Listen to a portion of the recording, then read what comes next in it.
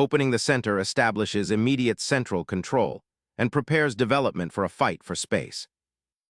Instantly contesting the center and preparing development, knight on f6 assumes a flexible, active role. Asserting central dominion, c4 immediately contests space and prepares for queenside expansion, challenging black's flexible development. Embarking on the fianchetto, black prepares to unleash a formidable bishop, immediately contesting central influence and setting the stage for a dynamic struggle. Securing the fianchetto for the bishop, preparing to pressure the queenside and restrict black's dark square control. Perfectly anchoring the fianchettoed bishop, this creates a formidable diagonal across the board. Solidifying the kingside and preparing for castling, white cultivates a harmonious bishop pair while implicitly challenging central control.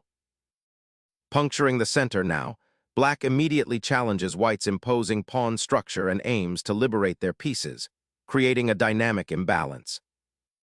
Opening the center and challenging the knight's influence, white aims for active piece play, possibly sacrificing pawn structure for initiative.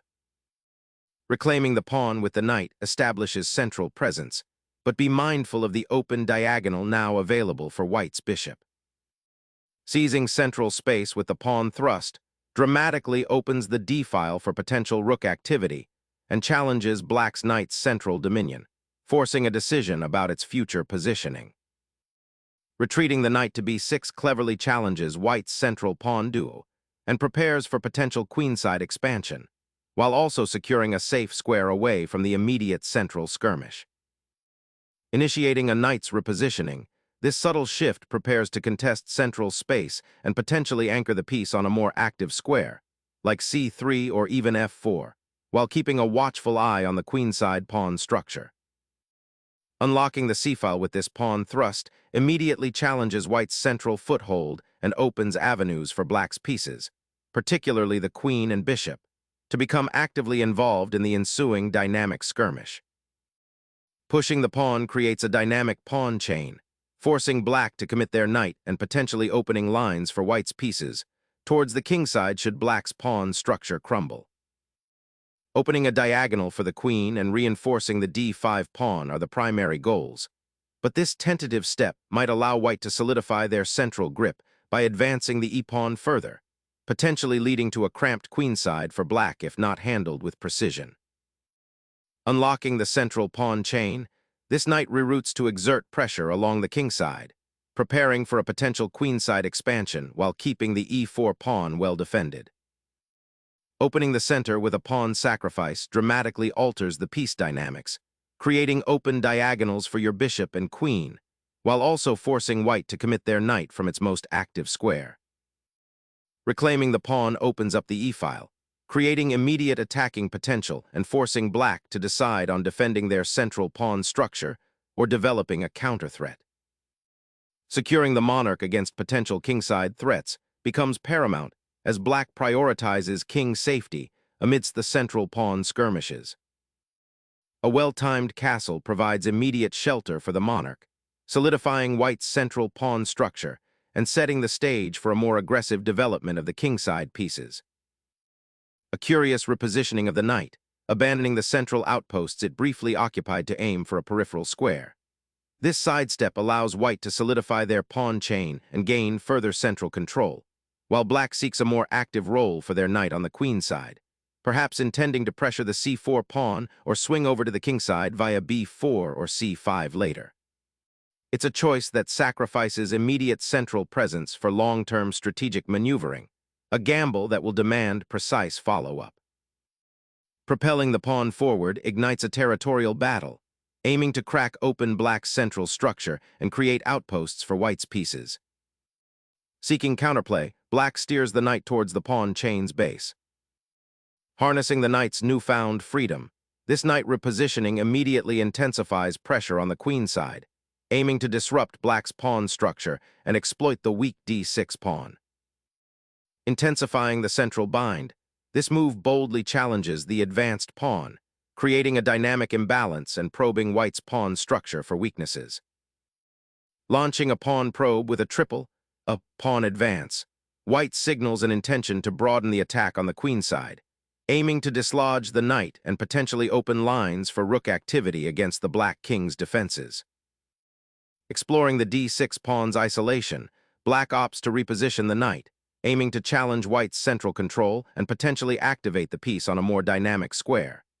This maneuver, though seemingly modest, seeks to loosen white's grip and create counterplay opportunities, especially if the knight can find a useful outpost or participate in a future pawn break. Unlocking tactical possibilities, this knight repositions to a central outpost, threatening both the queenside pawn majority and potentially creating an escape square for the king should the center collapse. Black bravely sacrifices a pawn, aiming to disrupt white's pawn chain and establish the knight on a powerful central outpost that controls key squares. This move injects immediate tactical complications, forcing white to carefully consider whether the material gain is worth the positional concessions and the potential for black's pieces to gain rapid activity. The knight's journey to d4 represents a significant positional shift, creating a tactical fulcrum around which the future struggle will likely revolve. White must now decide how to address this bold central challenge, potentially leading to sharp exchanges or a more strategic maneuvering game depending on the chosen response. Seeking to dislodge the tenacious knight and seize control of key central squares, this maneuver brilliantly redirects the knight's offensive energy towards disrupting black's pawn structure. The immediate consequence is increased pressure on the d-file and a potential disruption of black's coordination, hinting at a future exploitation of weaknesses that might arise from the pawn chain's integrity. The knight's bold advance opens up the c-file for your queen and potentially the d-file for your rook, promising dynamic counterplay as white's pawn chain begins to look somewhat stretched and vulnerable, especially considering the king's position on g2 with limited defensive personnel. Seizing the initiative, the knight leaps into the fray, challenging black's central control and opening avenues for further pressure. Reclaiming the central pawn and activating the rook along the open file simultaneously, this maneuver is crucial for challenging white's dominant pawn structure. The rook's presence on e8 not only prepares for potential pressure on the e-file, but also creates a dynamic link with the knight on c4, hinting at future tactical possibilities and aiming to disrupt white's seemingly solid setup.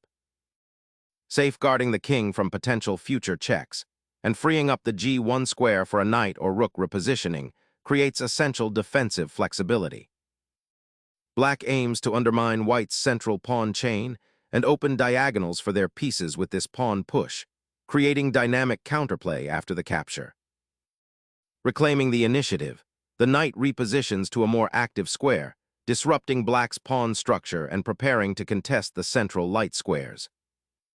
Unlocking tactical avenues, e4 boldly ventures into the enemy camp, challenging the centralized knight and threatening to disrupt white's coordination with potential discoveries. Shaping the central pawn structure, this advance aims to solidify white's cramped position and deny black valuable central squares. By controlling the d5 square and creating a potential passed pawn later, white injects a dose of strategic discipline into the evolving battlefield. The knight's repositioning here is a subtle attempt to regroup and prepare for further central influence, potentially aiming to reroute to a more active square if the opportunity arises. Unleashing a tactical storm, black sacrifices a knight to disrupt white's pawn structure and open lines, aiming to exploit the momentarily exposed king. Reclaiming the pawn on b3, white disrupts black's carefully constructed knight outpost on d4 and simultaneously activates their queen, eyeing the queenside and potential threats against the castled king.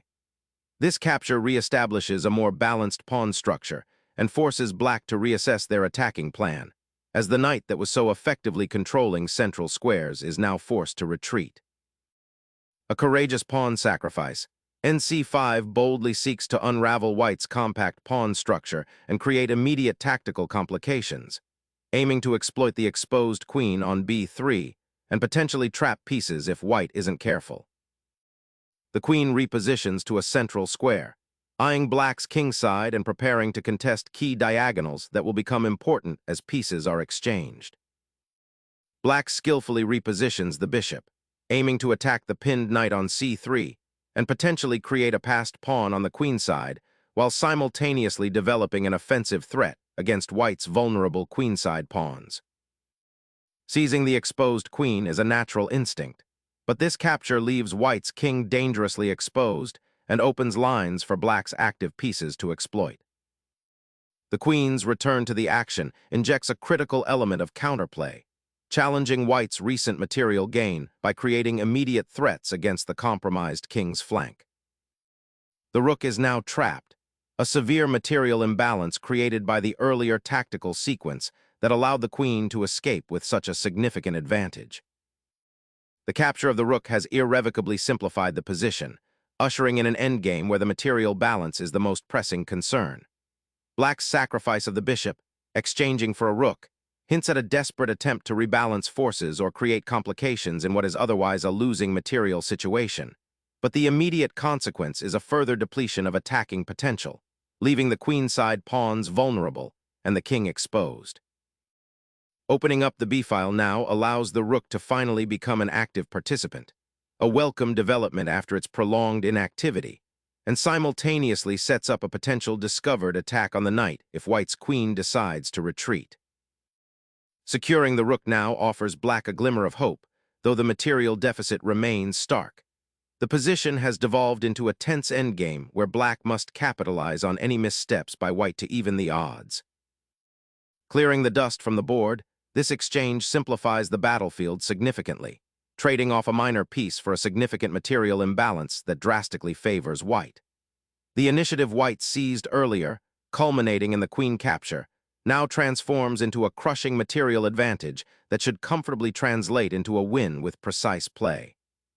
Observe how the pawn structure on the queen side, with the passed pawn on d6, becomes a formidable weapon, while black's remaining pieces, though active, lack the cohesive power to counter such a decisive advantage. The path forward for white involves systematically advancing this pawn, creating threats, and coordinating the remaining pieces to corner black's king and eventually force resignation. Suddenly, the pawn structure is fractured, opening a new battleground around the exposed king, begging for increased attacking pressure. Initiating a recapture on f1 solidifies white's material advantage, but it also allows black's bishop to regain activity on the long diagonal. Shifting the pawn structure subtly creates a potential refuge for the king, subtly preparing for potential kingside maneuvers and perhaps an eventual rook lift. Consolidating the pawn structure along the queen side provides a strategic foothold, aiming to restrict black's counterplay and potentially create future infiltration points. Unleashing a pawn thrust like g5 in this pawn-scarce endgame, especially after black's previous positional concessions, seems like a desperate attempt to create an illusion of activity, potentially overextending and weakening the kingside further. This move doesn't address the fundamental material deficit and the exposed nature of the black monarch. Prioritizing the king's safety by tucking it away from the open diagonal becomes paramount. Unleashing the rook onto the open file, black aims to activate their forgotten piece, eyeing potential pressure against white's now exposed king and the undefended d6 pawn. This aggressive pawn thrust aims to pry open lines and exploit the exposed black king's position, seeking to create attacking avenues on the queen side. Reclaiming a pawn, this captures material, but at what cost to your central control and pawn structure? The now open b-file invites immediate pressure from your opponent's rook, and the doubled pawns present a long-term weakness. While regaining the material is tempting, consider if a more patient approach coordinating your pieces for an attack on the king might have been more potent than this immediate pawn grab. This action simplifies the position, which might benefit your opponent given their slightly more active pieces and open lines. Seizing the open file, this rook redeployment immediately pressures black's queenside pawns, aiming to unravel the position and create weaknesses. Reclaiming the rook to a more active square addresses the immediate threat of a lost pawn while setting the stage for a potential queenside pawn push. Reclaiming the open file with the knight, white aims to disrupt black's queenside pawn structure and potentially force exchanges that simplify into a more favorable endgame. Asserting dominance on the open file becomes paramount. Repositioning the rook to d8 aims to contest the central column and prevent white's knight from establishing an unassailable outpost on c7, while simultaneously preparing potential counterplay should the d-pawn ever advance further. Unleashing a pawn storm on the kingside, white dramatically disrupts black's defensive setup and seeks to rip open lines for attack, aiming to exploit the exposed king and create forcing sequences that could overwhelm black's pieces.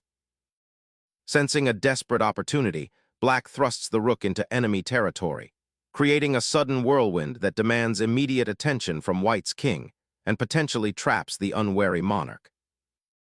A crucial repositioning, shifting the monarch to a safer square away from the newly opened diagonal, seeking to consolidate forces before black's rook becomes a more potent threat on the open file. A bold gambit to reignite a stalled position, this piece sacrifice aims to shatter white's pawn structure and open critical lines for the rooks, hoping to exploit the exposed king. Unleashing a pawn for an open attack, this square invasion disrupts black's pawn structure, creating potential weaknesses in the process.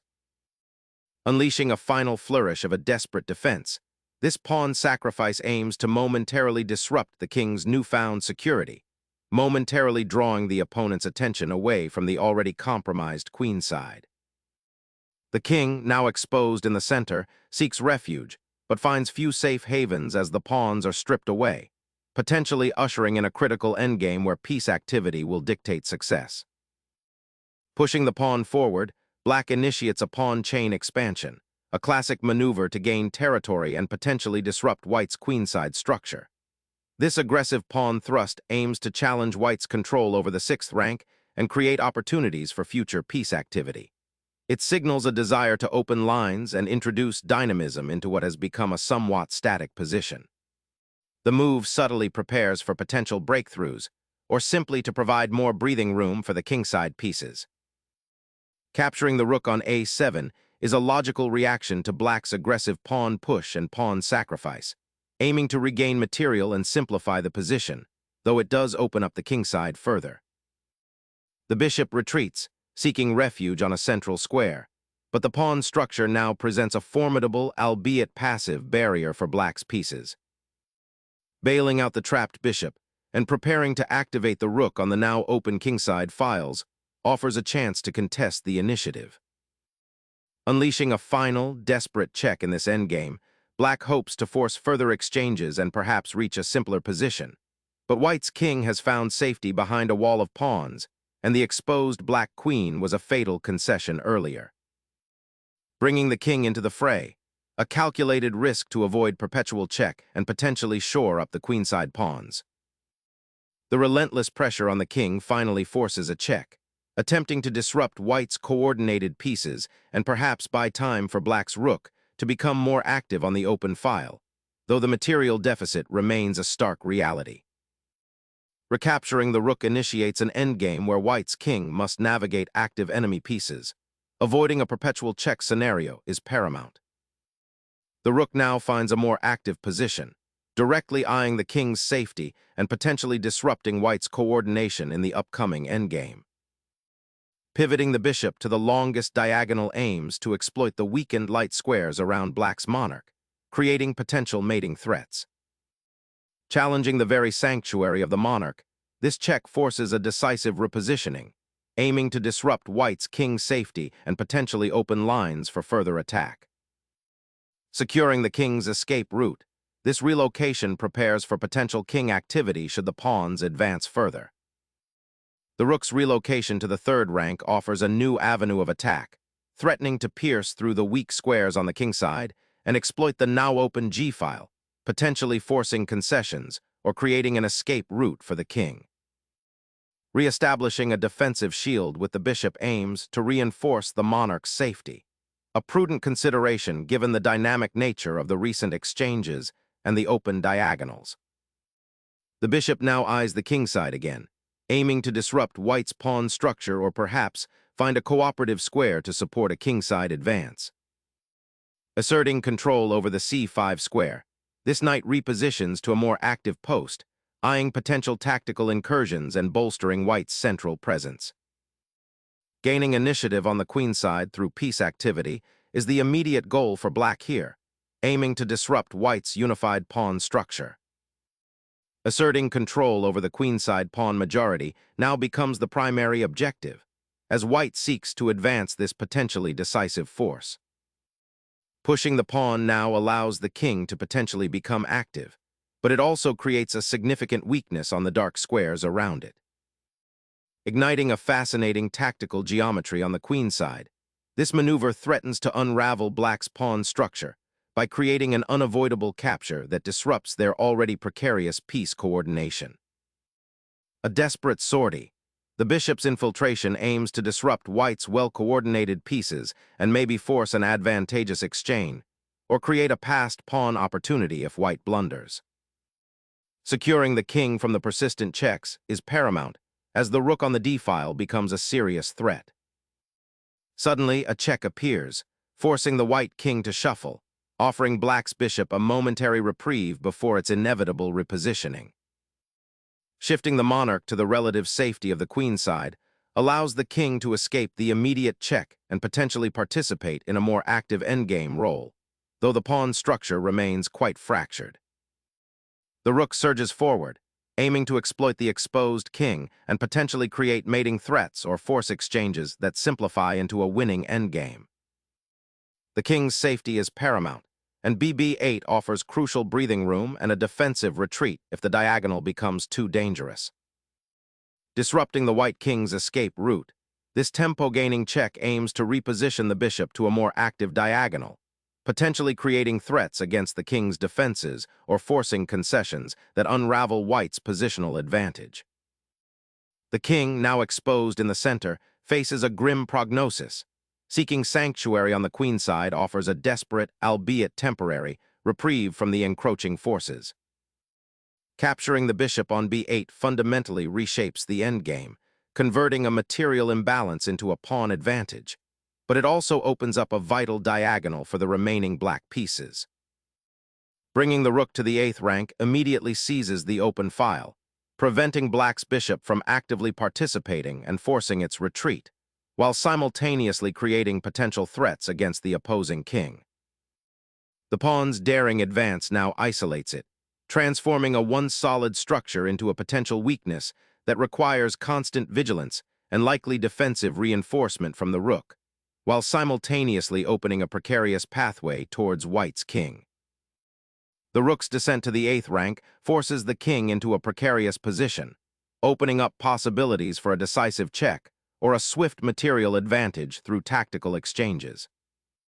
A surprising retreat, letting the rook escape to a safer square, but it leaves the pawn on g7 rather exposed to the aggressive kingside presence.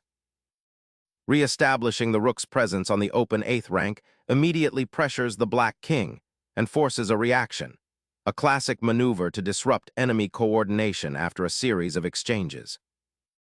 The pawn's journey to the 8th rank intensifies the race to create a game-changing passed pawn, forcing immediate attention from white's defensive setup. Focusing on king safety, this maneuver tucks the monarch away behind a pawn shield, a prudent decision given the open files and potential for immediate threats.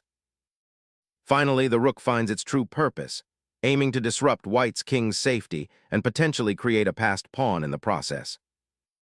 Securing the opponent's breakthrough pawn creates a crucial blockade, preventing further advances and solidifying the defensive structure. The bishop's anchoring presence on g4 is creating a suffocating clamp on white's kingside, directly limiting any aggressive intentions the king might have had, while simultaneously preparing to shepherd the passed pawn. Unleashing a pawn to create a desperate blockade, white aims to tie down black's king and disrupt the promotion threat, although it leaves the king exposed and the pawns vulnerable in the ensuing chaos. The bishop scurries back to its starting square, a seemingly passive retreat, yet it subtly reinforces the pawn chain and prepares to support an eventual breakthrough on the kingside, a patient construction in a game that has seen sharp exchanges. Unleashing the rook with the intent to corner the bishop and disrupt its support system. Securing the rook after the exchange creates a precarious situation for the white king, now exposed to a multitude of potential checks and threats along the open files. Capturing the knight on f7 opens a crucial diagonal for the rook, aiming to penetrate black's weakened king's flank and create mating threats. The king now has a chance to breathe after the recent pawn exchange, seeking a safer square on the board. Unlocking the queenside pawn's potential, this advance aims to exploit the now exposed king and create decisive space. The initiative now shifts to the black king, seeking refuge from the exposed position on the 7th rank.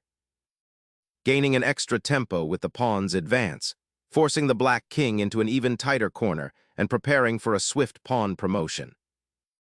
The rook's relocation to the 2nd rank sets the stage for a desperate defense, aiming to block the advancing pawn and disrupt white's clear path to promotion, even if it means isolating itself. The knight boldly ventures onto the queen side, seeking to exploit weaknesses near black's king and potentially cut off the rook's mobility. The knight's retreat to b1 signals a strategic repositioning, aiming to shield the pawn's structure from further pressure and potentially contest the queen side after the pawn advances. A remarkable repositioning of the monarch, seeking refuge from the immediate pressure and preparing to bolster the queen's pawn structure on the queen side. Shifting the monarch towards the queen side offers a safer haven from the attacking storm, preparing to regroup and defend against white's encroaching pawns on the king side. The knight's repositioning to c3 is a crucial step in consolidating white's central pawn presence and preparing to utilize the open b-file for queenside activity. 63. rc1 shifts the focus from the queenside pawn race to the centralization of black's rook, preparing to contest the open c-file and potentially threaten white's king or advanced pawns.